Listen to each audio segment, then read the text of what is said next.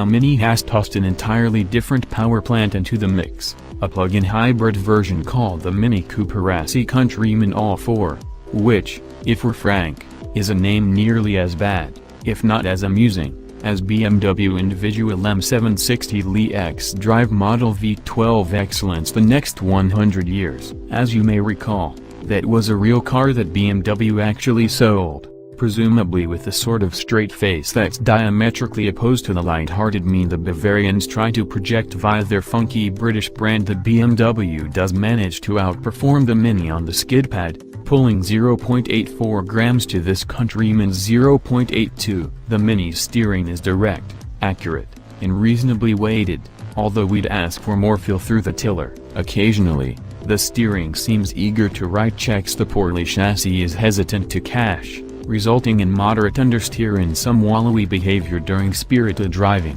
Where we felt the plug-in Countryman really fell down was under braking. Its 193-foot stop from 70 miles per hour was 17 feet farther than the non-hybrid S we recently tested. Worse is that the hybrid's pedal features a dead, empty bit of travel at the top, where there's no noticeable action, regenerative or mechanical, going on. Fundamentally, the electrified portion of the car feels like a hastily engineered afterthought, and perhaps the most miraculous things about the hybridization are that packaging the extra mechanicals raises the rear seat by only 1.2 inches, and while the new Countryman, as a whole, stands as a big step up over its predecessor, the plug-in version is a bit of a mishmash, despite the fact that Mini rates it as the second quickest Countryman in the stable after the racy John Coooper works. It's not as enjoyable to drive as the non-hybrid Coooper S model. Its generous level of standard equipment means that if you're not in need of the sharpest feeling big Mini in the shed,